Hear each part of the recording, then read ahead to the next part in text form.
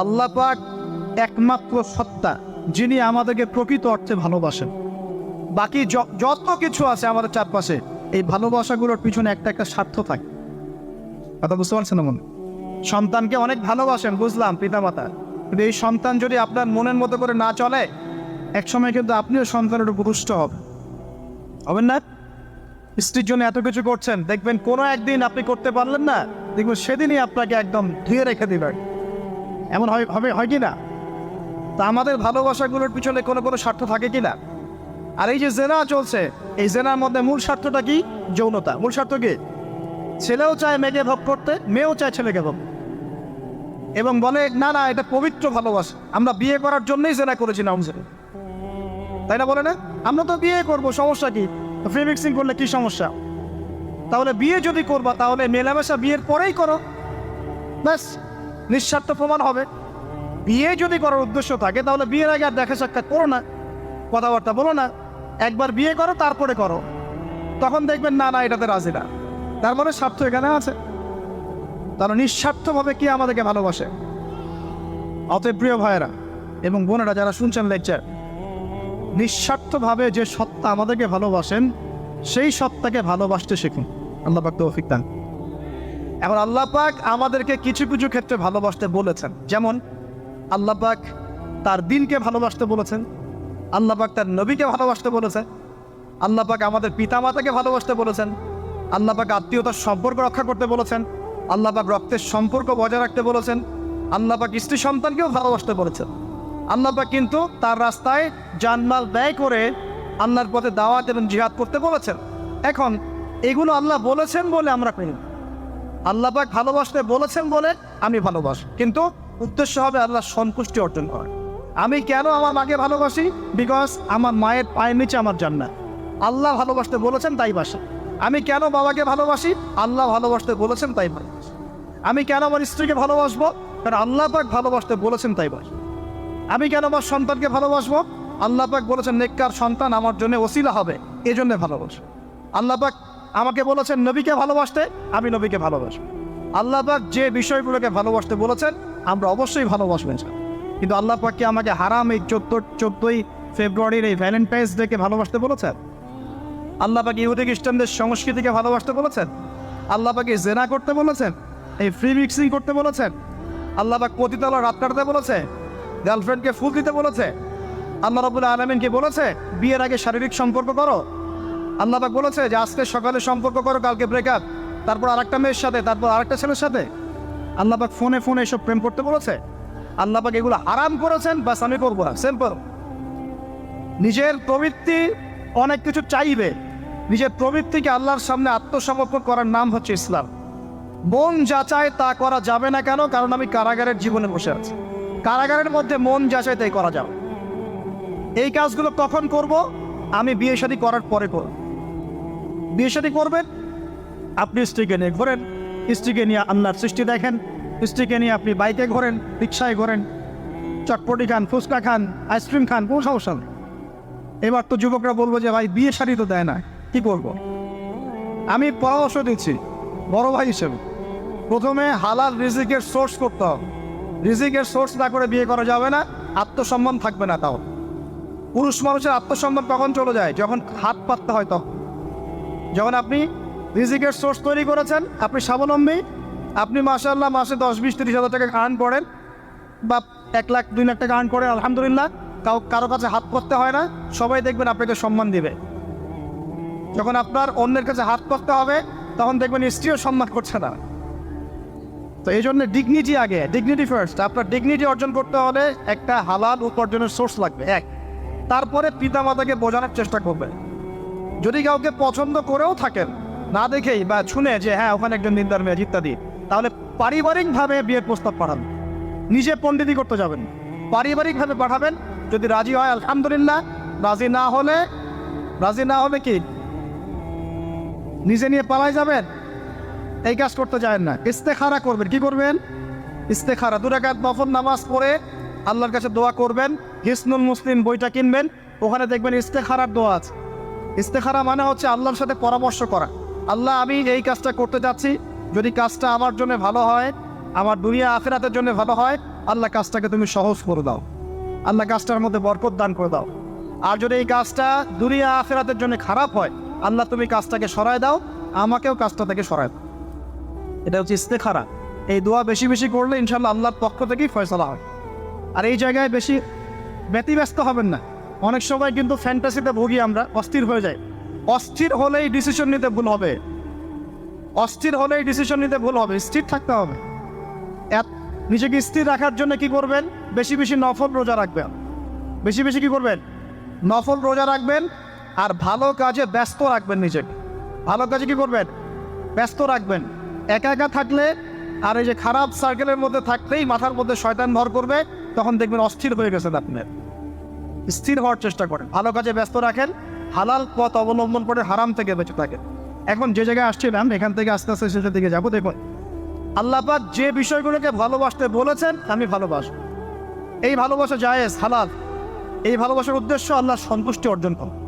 এই ভালোবাসার উদ্দেশ্য এই নয় যে আমি যাকে ভালোবাসি তার কাছে আমি কিছু প্রত্যাশা করছি না, আমি কিছু প্রত্যাশা করছি না, আমি প্রত্যাশা করছি আল্লাহর সন্তুষ্টি। তখন দেখবেন সে আপনাকে কষ্ট দিলেও আপনি সবর করতে পারবেন। কেন সবর করতে পারবেন? কারণ আপনি তো আল্লাহর সন্তুষ্টির জন্য তাকে ভালোবাসছেন, আপনার তো কোনো স্বার্থ নাই। এখন আপনি দেখবেন রিল্যাক্স থাকতে পারবেন, সম্পর্ক টিকেও থাকবে এবং আপনি ক্ষমা করতে পারবেন মানুষকে। যখন নিজের চাওয়াটাকে আপনি ইনফোর্স করতে চাইবেন, তখন কিন্তু আপনি এই সম্পর্ক নষ্ট করে ফেলতে পারেন, আর আপনি হক পাচ্ছেন না। সামনে আসেন। এবার আমরা কি ওয়াদা করতে পারি যুবক ভাইরা, ইনশাআল্লাহ তাআলা আমরা হারাম পথে যাব না, হালাল পথে থাকবো। পশ্চিমাদের এই মদতপুষ্ট এই সো কল্ড ভালোবাসা দিবসের এই স্রোতে আমরা গা ভাসাবো না। আমরা কি ওয়াদা করতে পারি? আমরা কি ওয়াদা করতে পারি যে ইনশাআল্লাহ আমরা হালালভাবে বিয়ে শাদী করবো, কোনো হারামে যাবো না ইনশাআল্লাহ? এই সমাজ থেকে জেনা বন্ধ করতে হবে, এই সমাজ থেকে ফ্রি মিক্সিং বন্ধ করতে হবে, এই সমাজ থেকে সমস্ত পতিতালয়কে বন্ধ করতে হবে। বন্ধ করে আমরা সামাজিক উদ্যোগ নিয়ে প্রয়োজনে আমাদের পলিটিক্যাল পাওয়ারকে কাজে লাগিয়ে সমস্ত পতিতালয়গুলো বন্ধ করে ওই মেয়েদের রিজিকের জন্যে আমরা বিকল্প ব্যবস্থা করবো ইনশাআল্লাহ। আমরা টাকা পয়সা একত্রিত করে তাদের জন্য কর্মসংস্থান করতে পারি না? এইগুলো কাজ করে নারীর অধিকার প্রতিষ্ঠা করা যায় না? নাকি রাস্তাঘাটে গেলে স্লোগান দিয়ে প্রতিষ্ঠা করা যাবে? সমস্ত যে নোংরা জায়গাগুলো আছে এগুলো বন্ধ করে ওই মেয়েদের, ওই মেয়েরা কিন্তু কারো মা, ওরা দেখবেন কারো বোন, কারো স্ত্রী বা কারো সহধর্মিনী কিছু একটা হবে, তারাও কিন্তু মানুষ, তারাও মানুষ, হয়তো অন্ধকার জগৎ হারিয়ে গেছে, দালালের খপ্পরে পড়েছে বা পেটের দায়ে পড়ে কাজ করছে। যদি আমরা তাদের জন্য বিকল্প ব্যবস্থা করে দিতে পারি, আল্লাহ পাক আমাদেরকে তৌফিক দান করুন, তাদের জন্য কর্মসংস্থানের ব্যবস্থা করতে পারি, একটা মেয়েও এই হারাম পথে যাবে না ইনশাআল্লাহ। আমরা কি এভাবে নারীর অধিকার প্রতিষ্ঠা করতে পারি না? আমরা কি এতিম মেয়েদের দায়িত্ব নিয়ে করতে পারি না? আমরা কি সমাজের বিধবা মেয়েদেরকে বিয়ে করতে পারি না? তালাকপ্রাপ্ত মেয়েদের দায়িত্ব নিতে পারি না?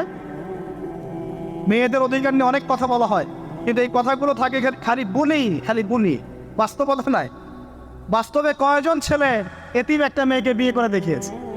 কয়জন ছেলে একটা বিধবা মেয়েকে বিয়ে করার সাহস করেছে? কয়জন ছেলে একটা তালাকপ্রাপ্ত একটা মেয়েকে বিয়ে করে দেখিয়েছে হ্যাঁ আমি তার দায়িত্ব নিলাম? এবার দেখুন, শেষ করার আগে আমি এদিকে কয়েকটা পয়েন্টস বলে শেষ করছি। এখন আমরা বুঝতে পারলাম যে আল্লাহ পাক পুরো সৃষ্টি জগৎকে ভালোবাসেন। আল্লাহ পাক আমাকে ভালোবাসেন, আপনাকে ভালোবাসেন। ভালোবাসেন বলেই আজকে আপনি এখানে বসে আছেন। আল্লাহ পাক আপনাকে ভালোবাসেন বলেই লক্ষ লক্ষ কোটি কোটি মানুষ এখন জেনা করছে, আজকের দিনে আপনি ওয়াজ মাহফিলে বসে আছেন। আল্লাহ পাক আপনাকে ভালোবাসেন বলেই আপনি আল্লাহকে সেজদা দেওয়ার তৌফিক পেয়েছেন।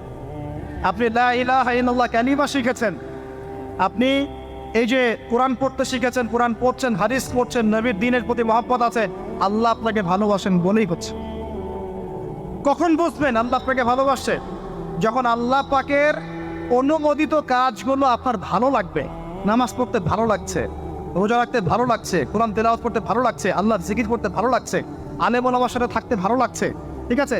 আল্লাহর হালাল কাজগুলো যখন ভালো লাগবে বেশি বেশি, বুঝবেন আল্লাহ আপনাকে নিন খাত মহব্বত করেন।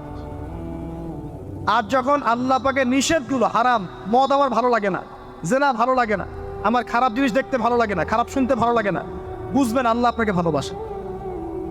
আর যখন দেখবেন খারাপের পিছনে আপনার ঝোঁক বেশি, দুর্নীতি করতে ভালো লাগে, সুদ খাইতে ভালো লাগে, ঘুষ খাইতে ভালো লাগে, কাউকে ঠকাইলে মনে হয় আমি স্মার্ট হয়ে গেল, হ্যাঁ, মানুষের টাকা আত্মসাৎ করতে ভালো লাগে, নামাজ না পড়ে ঘুম দিতে ভালো লাগে, ঠিক আছে? রমজান মাসে বিড়ি টানতে ভালো লাগে, ঠিক আছে?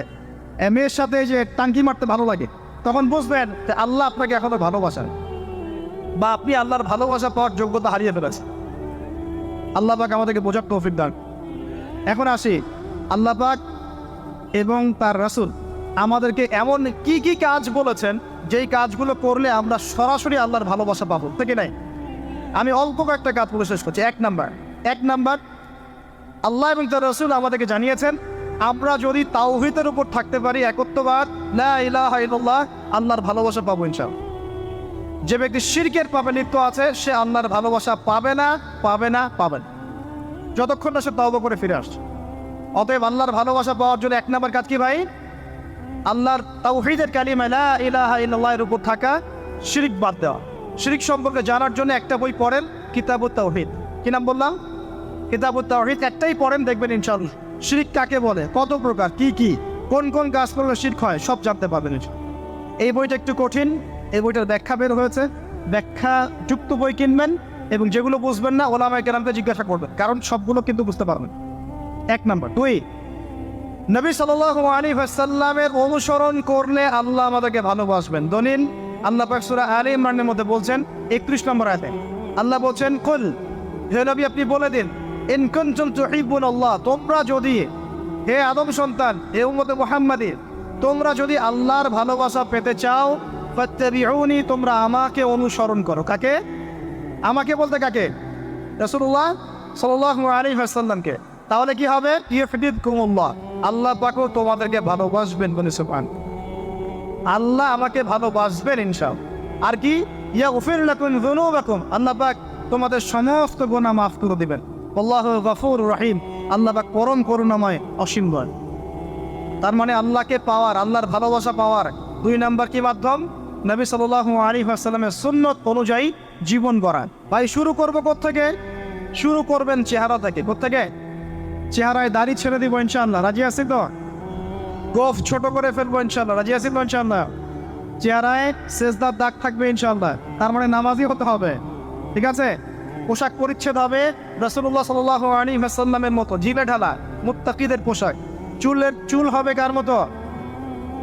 মেসি নেইমারের মতো, নাকি রাসূলুল্লাহ সাল্লাল্লাহু আলাইহি ওয়াসাল্লামের মতো? এখনকার ছেলে পেলে মাঝখানে চুল রাখে, ডান দিক বাম দিক ছিলে ফেলে। এই সুন্নত কোথায় পেয়েছো তোমরা? এগুলো ত্যাগ করতে হবে।